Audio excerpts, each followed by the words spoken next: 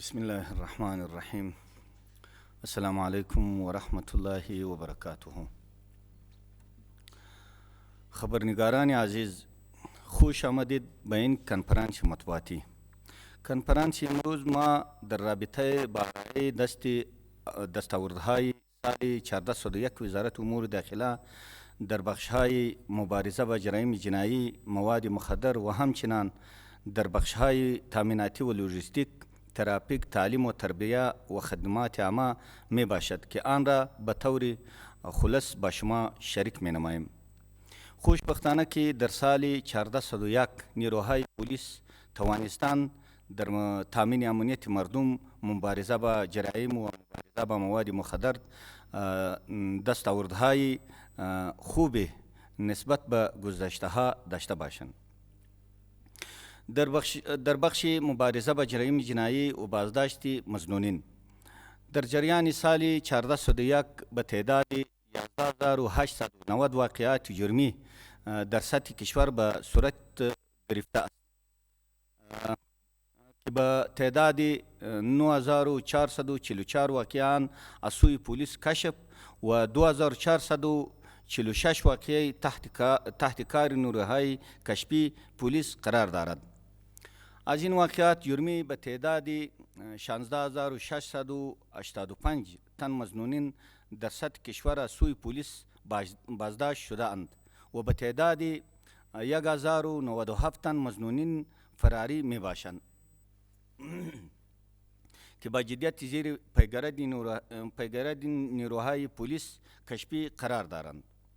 همچنان در جریان یک سال به تعداد 153 قرارهای محاکم تطبیق شده است که در نتیجه 174 تن شامل این قرارها از سوی پلیس بازداشت و به نهادهای عدلی و قضایی سپرده شده اند.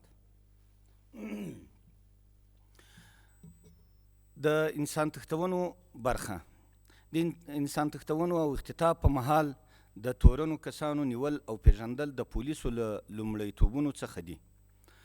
د جنایي پیښو په وړاندې د مبارزې پولیس تل هڅه کوي چې د انسان تښتونو پر مهال تورن کسان پیدا او د قانون منګولو ته وسپاري.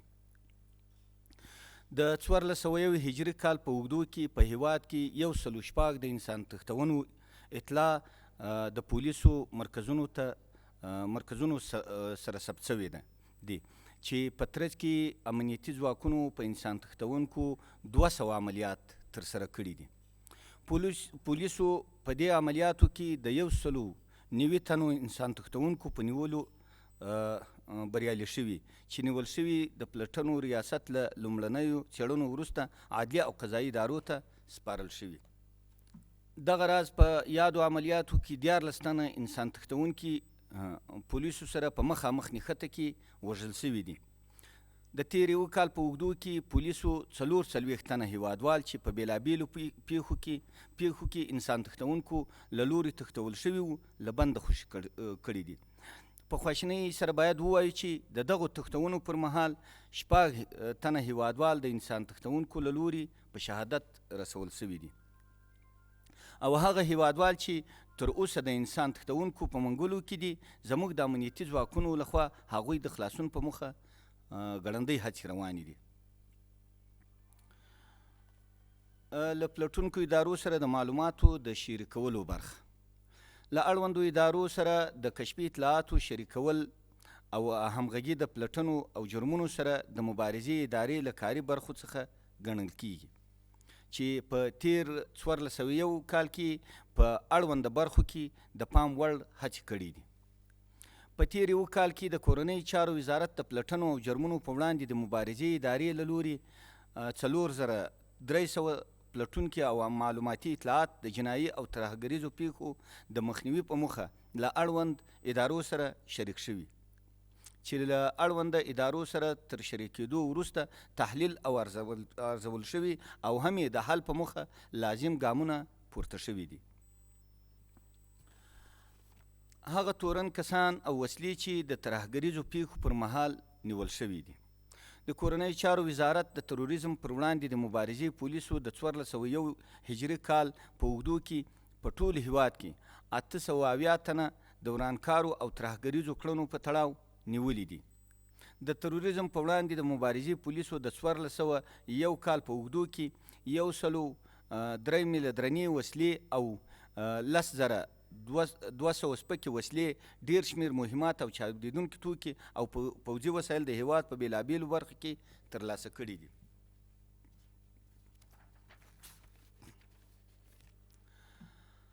هغه وسلې چې نیول شوي دي: 40 راکټونه، 2 میله داشکې، 2 دیسي توپونه، 7 میله هوان، 22 میله نارنجک ویشتونکي وسلې، 4 میله زیکویک، 1200 میله د کلاشینکوف، امپور، درازنوف او توپنچې وسلې، 6958 په شمېر د درنو وسلو مرمۍ، د 1,55,520 په شمېر د بېلابېلو سپکو وسلو مرمۍ، 253 کړۍ بېلابېل ماینونه، 420 کیلو چاودېدونکي توکي، 1 چاودېدونکی واسکټ، 340 کړۍ لاسي بمونه، نږدې 100 نقلیه وسایط چې موټر او موټرسایکل پکې دي، 90 دوربینونه، 88 مخابرې، 3 سټلایټ دستګاوې، 2018 غروال ټاپونه.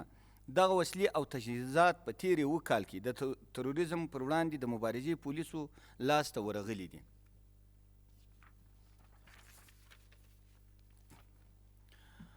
د کریمینال تخنیک برخه: د کریمینال تخنیک څانګه د پلټنو او جرمونو پر وړاندې د مبارزې لوی ریاست علمي او څېړنیزه څانګه ده. په تېر 7 کال کې 5115 قضیې د عدلي او قضایي بنسټونو ته د څېړلو په موخه لیږل شوي دي. د دې قضیو له څېړلو او کروالي وروسته د 3415 په شمېر قضیې مثبتې او 1401 قضیې 1301 قضیې منفي ارزول شوي دي. 195 شکمنې قضیې بیا ځلې رد شوي او 80 نورې قضیې تر څېړلو لاندې دي. همدارنګه په 1401 لږدیز کال کې هجري لمریز کال کې ټول ټال 650,100 کسان په بایومیټریک سیستم کې د پلټنو د لوی ریاست کریمینال تخنیک ادارې منصوبینو له لوري د جرمونو په تړاو او بایومیټریک شوي دي. د نړیوالو پولیسو انټرپول برخه: د کورنۍ چارو وزارت نړیوال پولیس د پلټنو او جرمونو سره د مبارزې لوی ریاست په چوکاټ کې کار کوي.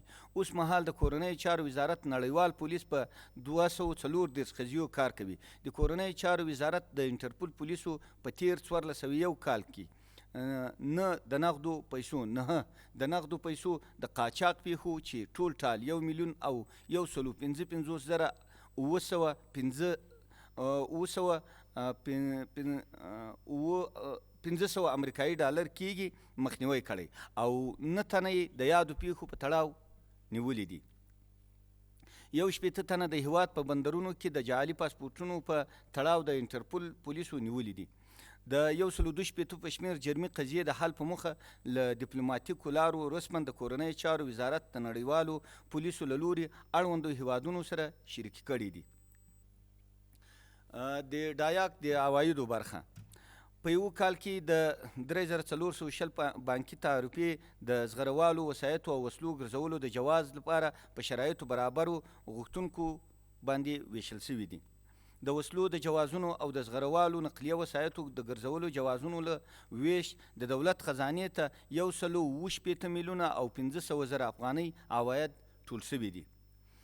همدارنګه لاندې وسلې او مهمات د پلټنو او جرمونو په وړاندې د مبارزې ریاست له لوري ډایاک ته سپارل شوي. 284 بېلابېلې وسلې، 23,315 پر پیله مرمۍ او بېلابېلو مهمات، 22 حلقې ماینونه، 11,090 ساده د پټاقۍ، 22 صندوقونه مرمۍ، 218 شاجورونه، 19 لاسي بمونه، 14 مخابرې، 22 دانې د درنو وسلو سرګلولې، 6 دوربینونه، 9 کیلو پوتاشیم، 40 پایر د نارنجک مرمۍ. دا پوځي تجهیزات او مهمات چې د امنیتي کمپونو د کړنلارو سره سم نه وو له راټولېدو وروسته د ډایاک پروسې ته سپارل شوي دي. دغه راز 14,459 کیلو چاودېدونکي توکي د هلوترست موسسې ته سپارل شوي دي. د نشه یي توکو په وړاندې د مبارزې برخه. نشه یي توکي شومه پدیده ده چې له څو کلونو راهیسې زموږ ځوانان پرې ککړ دي. په دې ناوړه توکو د اخته کېدو د مخنیوي او د دې ناوړه پدیدې پر وړاندې جدي مبارزه له نیکه مرغه د اسلامي امارت د رهبرۍ په لومړیتوبونو کې ده چې تر اوسه د نشه یي توکو کښت، لیږد او کارونه یې په مطلق ډول منع ګرځول شوي دي. هغه عملي ګامونه چې د روږدو د کمیدو او د درملنې په برخه کې اخیستل شوي دي، د روږدو د 15,000 بستریز مرکز اغوش په نوم پرانیستل وو چې ولس یې شاهد دی. په یو کال کې 2,000 په نشو روږدي د هیواد له مرکز او ولایتونو راټول او د درملنې په موخه روغتیایي مرکزونو ته لیږدول شوي دي. د کورنۍ چارو وزارت تامیناتي او لوژستیکي برخه. د کورنۍ چارو وزارت د تامیناتو او لوژستیک برخو په تیرو یوه کال کې د پولیسو ټولو جزتامونو او ټولیو تامیناتي او لوژستیکي اړتیاو ته پر وخت لاسرسی کړی دی. د کورنۍ چارو وزارت د تامیناتو معاونیت د 1401 کال په اوږدو کې 549 قطعې پورم میم 11 حوالې لوژستیکي قراردادي ټولګي چې له بېلابېلو لوژستیکي او خدماتي شرکتونو سره شوي وو پوره دي. د دې حوالو پیسې چې 8 میلیارده او 152 میلیونه او 948 افغانۍ کېږي، اجرا او حساب یې د بشپړېدو په حال کې دی. د تعمیراتو برخه. د کورنۍ چارو وزارت یوه سکتوري اداره ده چې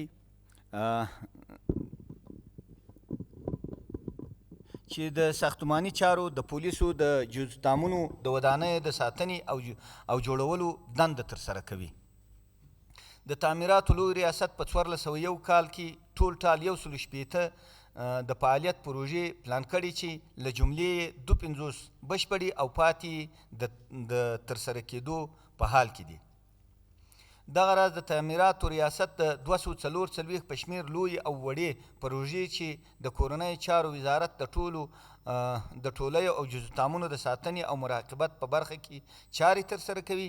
پکې د پولیسو د مرکزي او ولایتي ټولیو د اوبو رسولو ماشینونو پر ځای د پولیسو د ټولیو د تحکیماتي اړتیاوې، د 200 دانې کانتینرونه وړل له باګرام هوایي اډې څخه د کورنۍ چارو وزارت ډیپوګانو لپاره او په 34 ولایتونو کې د پولیسو په ټولیو او بیزونو کې د لمریزې برېښنا سیستم جوړول شامل دي. د کورنۍ چارو وزارت د تدارکاتو برخه. د کورنۍ چارو وزارت د تدارکاتو ریاست په 1401 مالی کال کې توانېدلی چې له 2 میلیاردو 2 میلیونو او 200 افغانیو په ارزښت په 219 قراردادي پروژو کې د دولت بودیجو ته سپما وکړي. د دې پروژو اټکلي ارزښت 11 میلیارده 420 میلیونه افغانۍ ته رسیږي چې په اصلي قرارداد کې 9 میلیارده 415 میلیونه او 998 افغانۍ ټاکل شوي دي. د کورنۍ چارو وزارت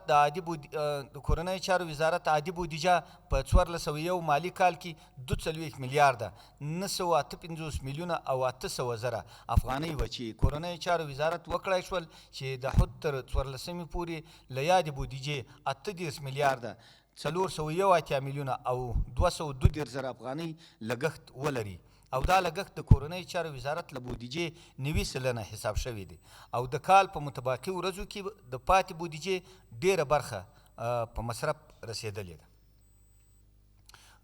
روزنیزه او مسلکي برخه. د پولیسو مسلکي کول او ښوونه او روزنه د کورنۍ چارو وزارت د مشرتابه له لومړیتوبونو څخه دي چې په 1401 کال کې ورته ډیره پاملرنه شوې ده. د پوهنې د لوی ریاست د 1401 کال په اوږدو کې 100 اوږدمهاله او لنډمهاله پروګرامونه د پولیسو په مرکزي او ولایتي ښوونیزو مرکزونو کې په لار اچولي دي. په دې موده کې 53,200 تنو له یادو ښوونیزو دورو فارغ شوي او د 14,000 په شاوخوا کې کسان د فارغېدو په حال کې دي. همدارنګه د یو کال په موده کې د پلټنو او جرمونو پر وړاندې د مبارزې ریاست 715 تنه منصوبین له اوږدمهاله او لنډمهاله مسلکي زده کړو په مرکز او ولایتونو کې فارغ شوي دي. د لویو لارو، بندرونو او هوایي ډګرونو د کنټرول برخه د هېواد د بندرونو، لارو او هوایي ډګرونو ساتنه د سرحدي پولیسو له اساسي دندو څخه ده. د پولیسو دا ټولګي په لویو لارو، بندرونو او هوایي ډګرونو کې د خلکو د ناقانونه تګ راتګ، هېواد ته د قاچاقي او غیر قانوني توکو د راتګ مخنیوی کوي. سرحدي پولیس په 1401 کال کې په دې توانېدلي چې په څو بېلابېلو قضیو کې د 3 میلیونه ډالرو او 16 کیلو سرو زرو لیږد مخنیوی وکړي او په همدې تړاو 419 تنه نیولي دي. د عامه خدمتونو برخه د عامه خدمتونو مرکز د کورنۍ چارو وزارت د مراجعینو د اسانتیاو په موخه د یاد وزارت په اډانه کې منځته راغلی چې د مراجعینو او کورنۍ چارو وزارت ترمنځ د پل په څیر کار کوي. په 1401 کال په اوږدو کې د 104,000 په شمېر مراجعینو د خپلو کاري مراحلو لپاره کورنۍ چارو وزارت ته مراجعه کړې چې له منځه یې د 80,000 کسانو کاري اسناد د یاد مرکز له لوري اجرا شوي دي. د کورنۍ چارو وزارت مشرتابه په دې هڅه کې دی چې په نږدې راتلونکي دغه سیستمونو برېښنایي کړي او همدارنګه د ولایتي مراجعینو د اسانتیاو په موخه د عامه خدمتونو مرکز نمایندګیو ته په څو زونونو کې پراختیا ورکړي. اوس وخت د عامه خدمتونو مرکز په 10 برخو کې فعالیت کوي. د ترافیکو برخه د ترافیکو پولیسو ادارې په 1401 کال کې د 15,000 په شاوخوا کې جواسیر او شاوخوا 90,000 د موټر چلولو جوازونه غوښتونکو ته ویشلي چې ټول ټال 300 میلیونه افغانۍ عواید د دولت خزانې ته سپارل شوي دي. همدارنګه د ترافیک پولیسو اداره د ترافیکو د ښاري نظم په موخه یوه لړۍ پلانونه په پام کې لري چې په پلي کېدو به یې د ترافیکي لارو وضعیت تر پخوا ښه شي. په 1401 کال کې د ترافیکي پیښو ارزونه او میزان په ټول هېواد کې ټول ټال 1400 ترافیکي پیښې ثبت شوي چې له بده مرغه 1110 تنه هېوادوال په دغه پیښو کې شهیدان شوي. له منځه یې 220 تنه نارینه، 120 ښځینه او 280 کوچنیان شامل دي. همدارنګه 2640 هېوادوال ټپیان شوي دي. له ولس سره د اړیکو منځته راوړل د کورنۍ چارو وزارت له لومړیتوبونو ګڼل کیږي چې د ولسي پولیسو اداره په دې برخه کې فعالیت کوي. د کورنۍ چارو وزارت ولسي پولیس چې د پولیسو او خلکو ترمنځ ارتباطي پل ګڼل کیږي په تیره یو کال کې په دې توانېدلی چې بېلابېل پروګرامونه د جرمونو د ټیټولو او پولیسو سره د خلکو د همکارۍ د خپلولو په مرکز او ولایتونو کې په لار واچوي.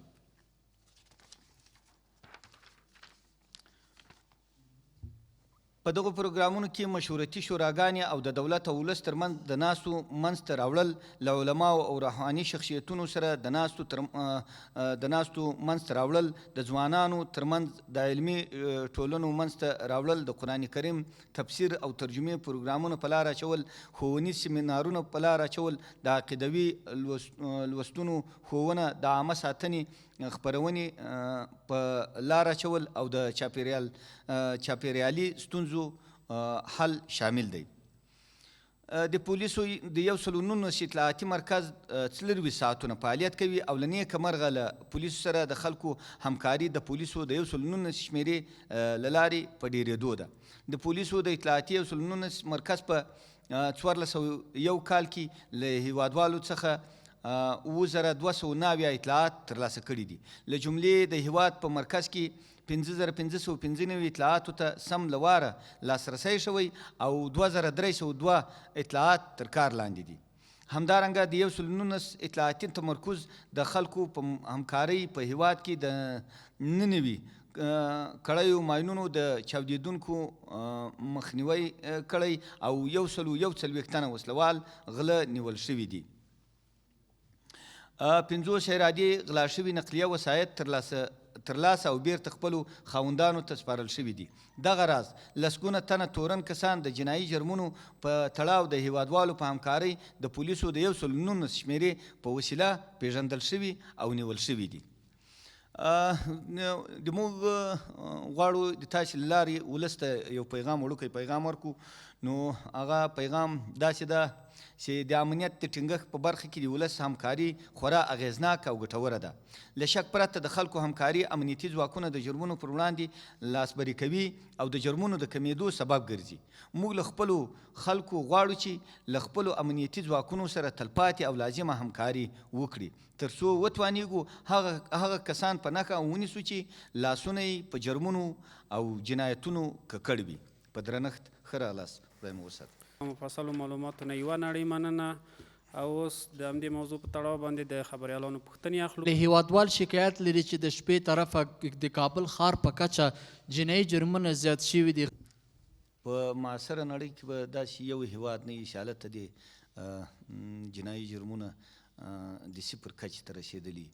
نو موږ هم د دې نړۍ یوه برخه یو چې دلته هم انساني ټولنه ده.